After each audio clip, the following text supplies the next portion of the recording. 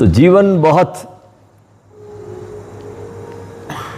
प्रसन्नता और खुशियों से भरा हुआ है। चुनाव हमारा है कि हम क्या चुनते हैं।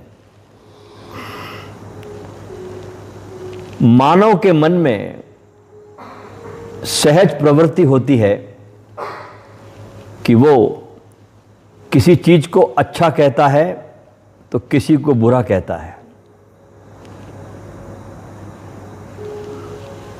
जबकि संसार में कुछ भी अच्छा या बुरा नहीं है, लेकिन इंसान या तो अच्छा कहेगा या बुरा कहेगा, बीच में रुकता नहीं, एक अति से दूसरी अति की तरफ जाता है।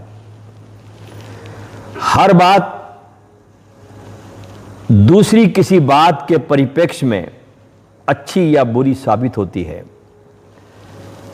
किसी एक नजरिए से वही बात बुरी हो जाती है और किसी दूसरे परिप्रेक्ष्य से देखे तो वही बात अच्छी भी हो जाती है। व्यक्ति को यह बात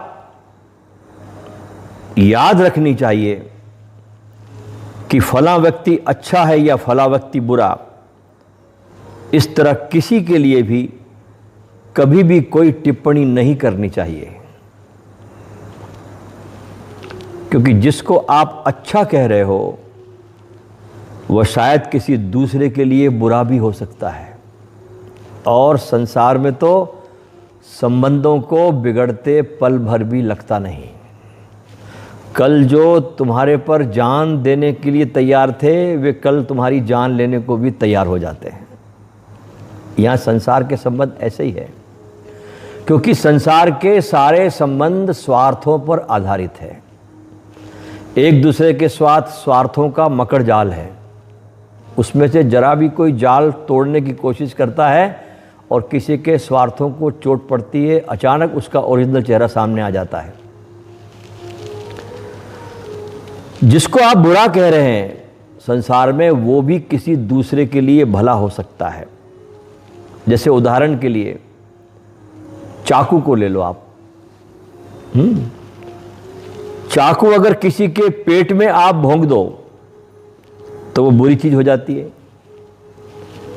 पर इसी चाकू से तुम साग सब्जी काट कर पका लो और दूसरों को खिलाओ, या दूसरों को फल काट कर खिलाओ, तो वही चाकू अच्छी चीज हो जाएगी।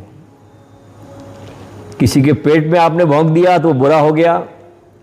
इसी से आपने सब्जी काट ली, किसी को फल काट के खिला दिया, ये चीज अच्छी हो गई। असल में चाकू न तो अच्छा है और न बुरा है।